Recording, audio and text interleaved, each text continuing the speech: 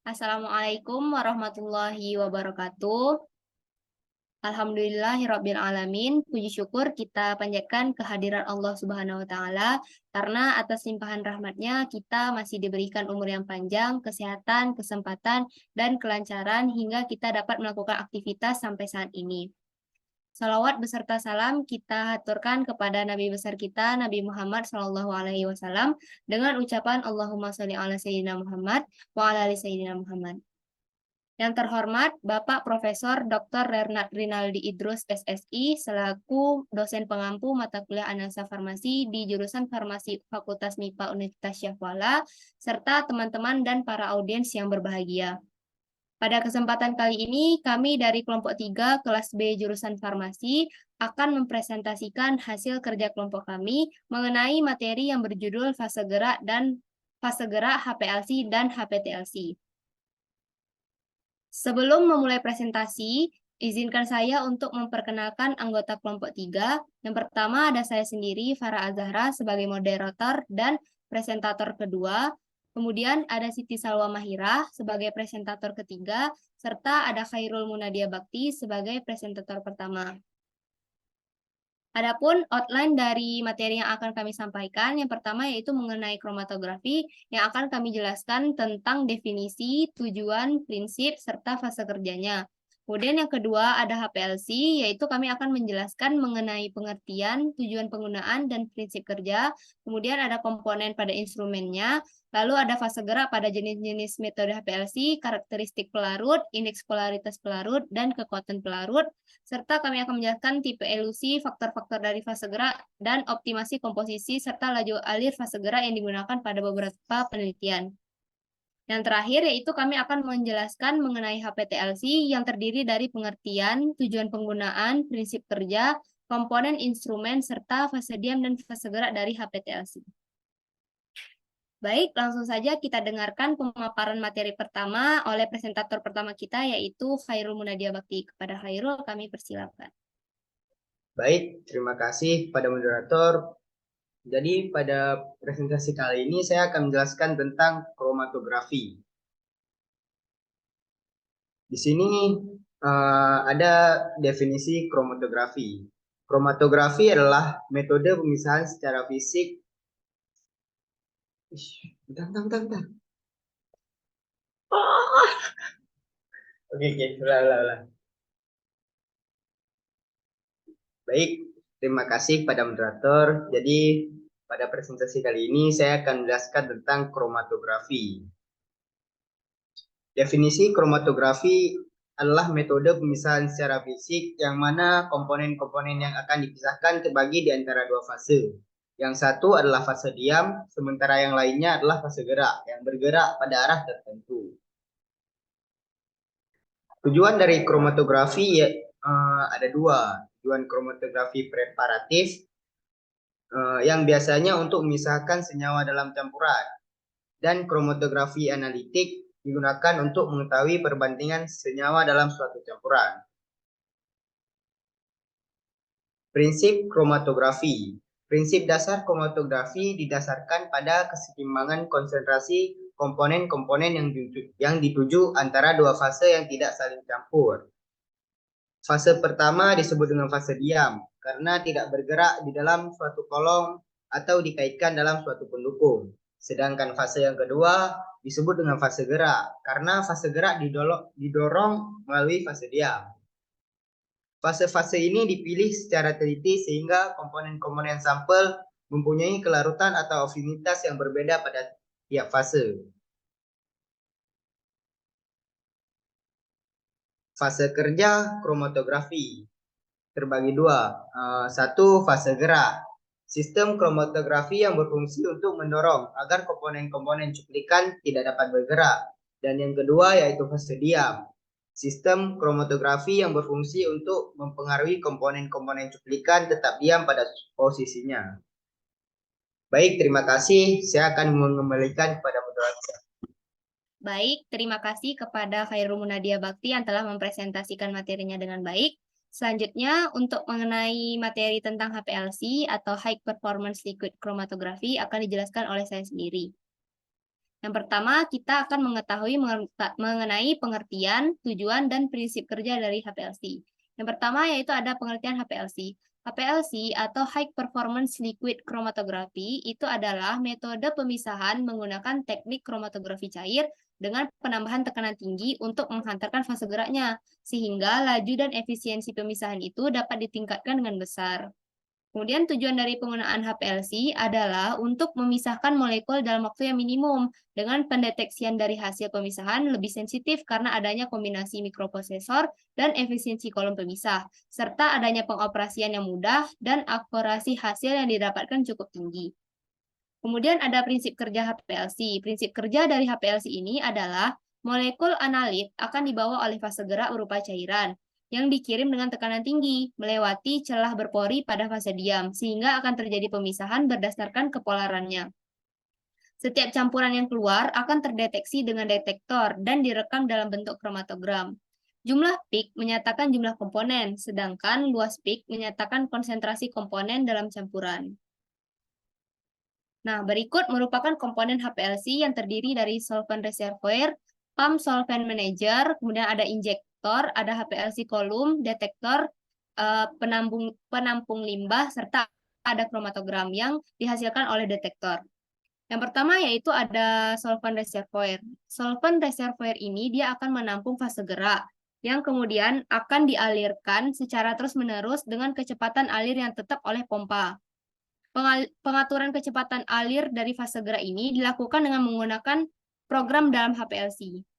Kemudian, sampel itu akan diinjeksikan melalui injektor dan akan terbawa oleh fase gerak menuju kolom HPLC.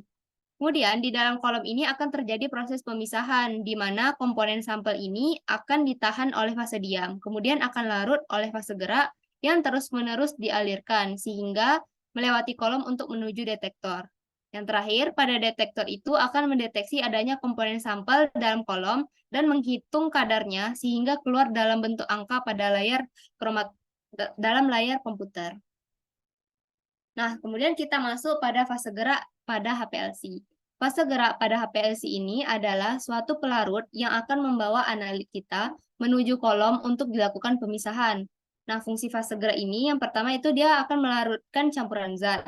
Kemudian dia akan mengangkat atau membawa komponen yang akan dipisahkan melewati sorben fase diam, sehingga memiliki waktu retensi dalam rentang yang dipersyaratkan. Kemudian dia akan memberikan selektivitas yang memadai untuk campuran senyawa yang akan dipisahkan. Fase gerak ini yang digunakan dalam HPLC ini dapat berupa pelarut murni atau campuran pelarut yang merupakan pelarut dengan solid modifier.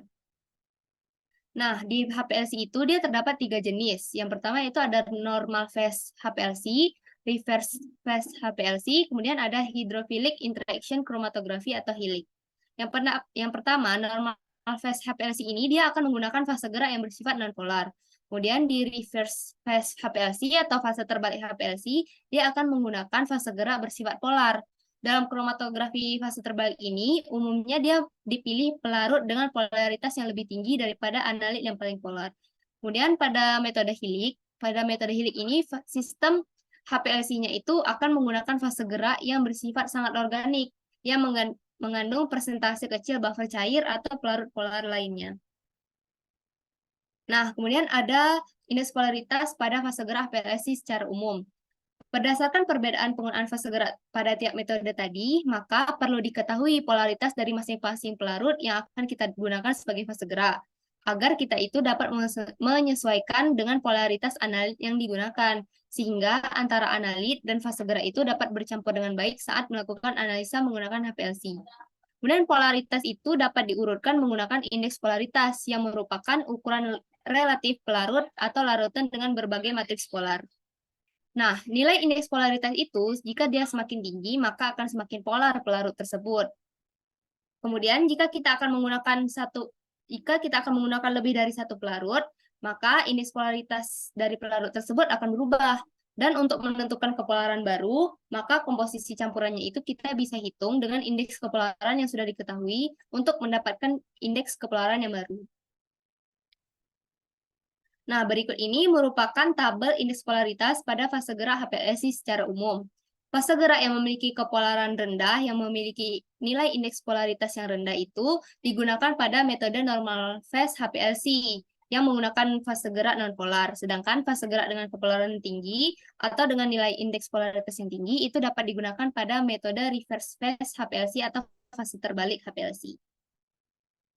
Nah, kemudian dalam penggunaan fase gerak HPLC ini kita memiliki karakteristik yang harus diperhatikan. Yang pertama yaitu kemurniannya. Kemurnian pada fase gerak ini harus kualitas tertinggi agar tidak ada pengotor yang akan menghasilkan puncak palsu pada kromatogram.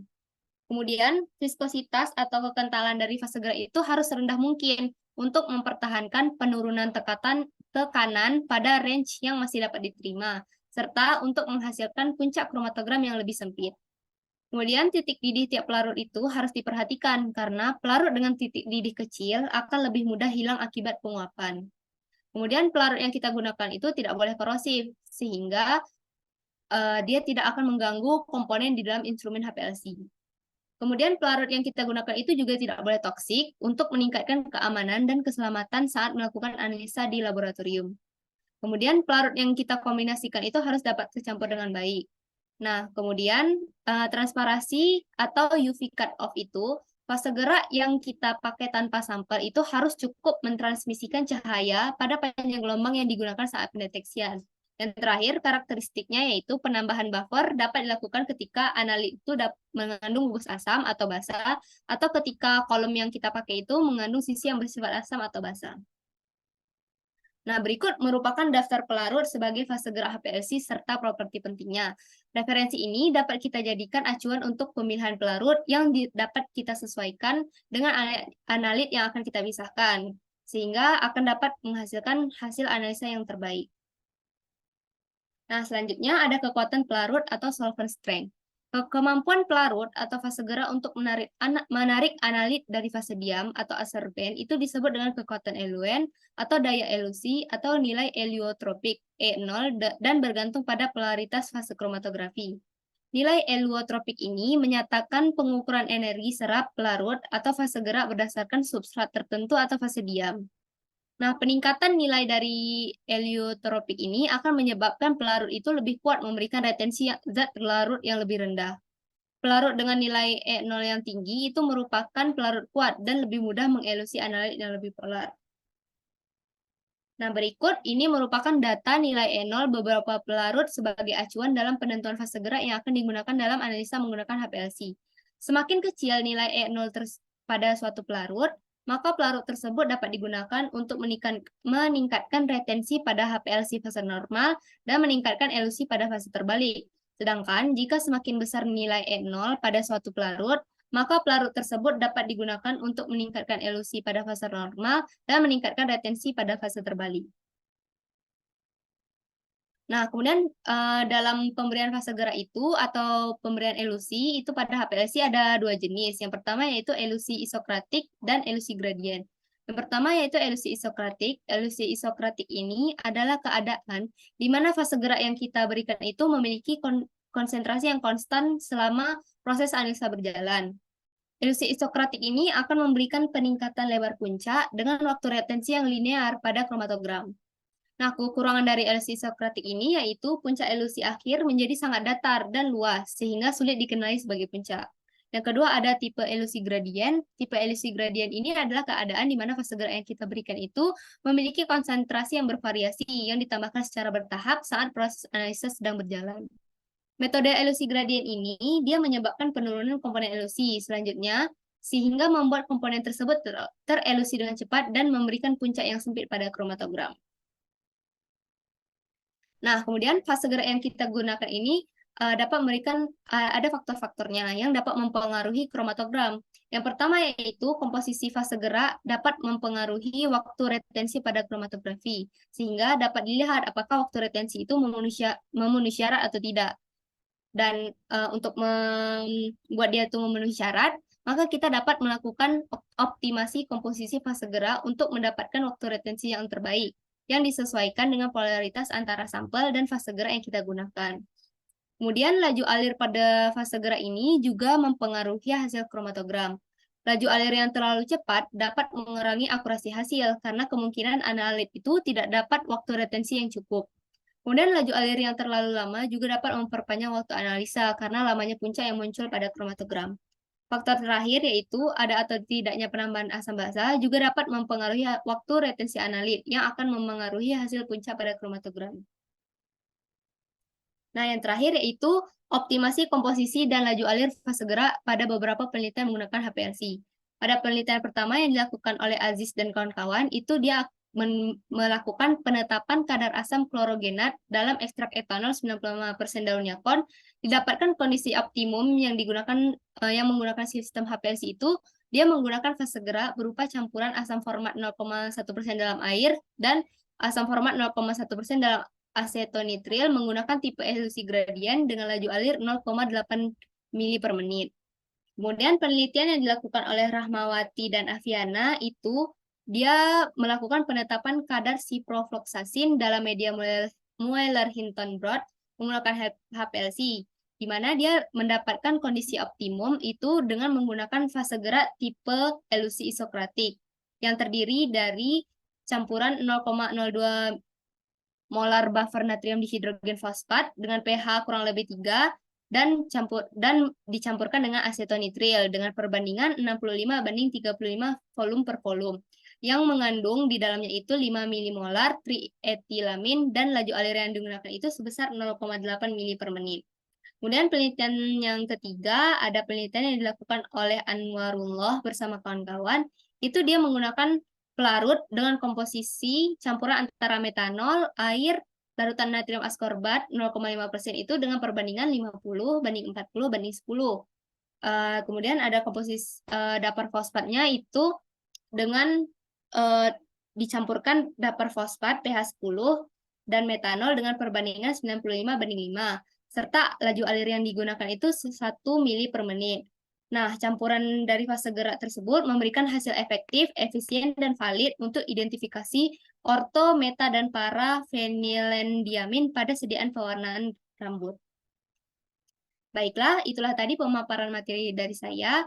Untuk materi selanjutnya mengenai HPTLC akan dijelaskan oleh teman saya, yaitu Siti Salwa Mahira. Kepada Siti Salwa kami persilakan. Baik, terima kasih kepada moderator.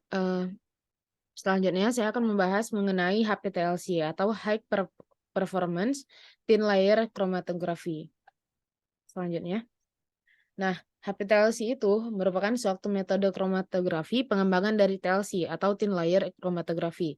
Yang dikembangkan itu merupakan fase diamnya atau stationary fasenya dari instrumen yang nantinya diharapkan akan menghasilkan daya pisah yang lebih baik dari TLC. Nah, HPTLC ini juga merupakan suatu instrumen pengukur densitas bercak, hasil pemisahan yang dilengkapi dengan suatu perangkat optik, sumber cahaya, dan detektor, seperti halnya spektrofotometer. Jadi HPTLC ini juga merupakan metode pemisahan kromatografi datar dengan beberapa keunggulan, seperti kesederhanaan dalam pengerjaannya, rendahnya biaya operasional, dan juga ketangguhan dan kinerja yang tinggi. Selanjutnya. Nah, prinsip HPTLC itu HPTLC bekerja dengan prinsip memisahkan sampel berdasarkan perbedaan kepeloran antara sampel dengan pelarut yang digunakan. Jadi seperti yang dijelaskan sebelumnya, HPTLC ataupun kromatografi itu kan menggunakan dua fase, baik fase diam maupun fase gerak. Jadi pada HPTLC ini fase diamnya itu menggunakan plat silika. Sedangkan fase geraknya itu disesuaikan dengan jenis sampel yang ingin dipisahkan. Nah, secara umum, tujuan HPTLC ini digunakan untuk mengidentifikasi konstituen, identifikasi dan penentuan pengotor, dan juga penentuan kuantitatif zat aktif. HPTLC ini digunakan paling banyak itu di industri farmasi, kimia klinis, kimia forensik, biokimia, analisa obat dan makanan, analisa lingkungan, dan beberapa bidang lainnya. Nah, contoh penggunaan HPTLC di bidang farmasi itu misalnya untuk penentuan jumlah dan kemurnian bahan aktif dan pengawet dalam formulasi yang telah dipasarkan, baik yang sintetis maupun yang herbal. Pada bidang analisa obat dan makanan itu misalnya dalam pengujian buah, sayur, suplemen, vitamin, serta makanan untuk keberadaan pestisida, air, dan bahan kimia yang ada di dalamnya. Nah, HPTLC juga dapat digunakan untuk menyelidiki kasus perang kimia, penyalahgunaan obat terlarang dan alkohol, serta untuk menjabarkan tersangka yang terlibat dalam kejahatan kecil maupun kejahatan yang keji. Nah, berikut merupakan ada komponen-komponen dari HPTLC. Yang pertama itu ada plate coater. Plate coater itu biasanya digunakan ada beberapa ukuran. Nah, plat yang biasa digunakan itu biasanya plat gypsum dan juga lapisan yang mengandung indikator fluorescence. Jadi kita bisa lihat pada gambar itu kan ada dua jenis tuh plat coaternya. Nah, yang sebelah kiri itu merupakan plat manual. Plat manual yang mana dia itu kerjanya dengan didorong menggunakan tangan satu persatu dan kemudian terangkat pada bagian lainnya. Sedangkan yang di sebelah kanan itu plat yang otomatis, yang mana cara kerjanya itu dengan digerakkan menggunakan sistem konveyor bermotor dengan kecepatan atau dengan kecepatan tertentu yang diatur. Nah, komponen kedua itu ada sampel application. Sampel application ini berfungsi untuk memudahkan penyerapan sampel dalam bentuk bintik-bintik ke HPTLC lapisan. Selanjutnya, ini yang merupakan komponen HPTLC ketiga dan keempat. Nah, pada komponen HPTLC yang ketiga itu ada visualizer. Visualizer ini berfungsi untuk mengekstrak dan mengekspor track sampel yang dipilih dari gambar yang diperoleh untuk perbandingan, sehingga memungkinkan tampilan referensi dan sampel yang berasal dari plat yang sama dan atau berbeda, dan atau mode deteksi secara berdampingan. Nah, komponen yang terakhir itu ada scanner. Scanner ini merupakan pemindai yang langsung terhubung ke komputer. Di gambar kita bisa lihat yang di sebelah kiri itu scannernya dan yang di sebelah kanan itu komputernya. Nah, scanner ini memiliki 3 sumber cahaya, yaitu lampu deuterium, lampu tungsten, dan juga lampu merkuri. Untuk kecepatan scanningnya itu digunakan antara 1 hingga 100 mm per second. Nah, selanjutnya kita akan membahas fase diam dan fase gerak HPTLC. Jadi seperti yang dijelaskan sebelumnya, fase diam HPTLC menggunakan silika gel dan nggak ada fase diam lain yang digunakan. Sedangkan fase geraknya itu, pemilihan fase gerak didasarkan pada bahan adsorben yang digunakan sebagai fase diam dengan melihat sifat fisik dan kimia analit. Nah, maksudnya ini jadi setiap komponen senyawa yang akan dideteksi, maka fase geraknya itu dapat berbeda-beda. Nah, syarat yang kedua itu fase gerak itu harus bergradasi tinggi. Selanjutnya. Nah, ini merupakan ringkasan jenis fase gerak HPTLC yang saya buat dalam tabel. Jadi misalnya kita lihat nih, yang pertama senyawa kimianya itu misalnya senyawa polar, itu menggunakan campuran fase gerak berupa etil asetat, metanol, dan juga air dengan perbandingan 100 banding 13,5 banding 10. Nah, misalnya kita lihat yang nomor 2, itu ada senyawa lipofilik. Campuran fase geraknya itu berupa toluen dan juga etil asetat dengan perbandingan 93 banding 7. Nah, kemudian yang keempat nih, kita lihat dengan campuran fase geraknya ada 4 jenis. Yang dideteksi yaitu senyawa kimia flavonoid. Jadi menggunakan fase gerak etil asetat, formic acid, glacial acetic acid, dan juga air. Dengan perbandingan 100 banding 11 banding 11 banding 26. Mungkin jenis fase gerak HPTLC yang lain mungkin teman-teman dan audien bisa lihat di tabel berikut. Selanjutnya.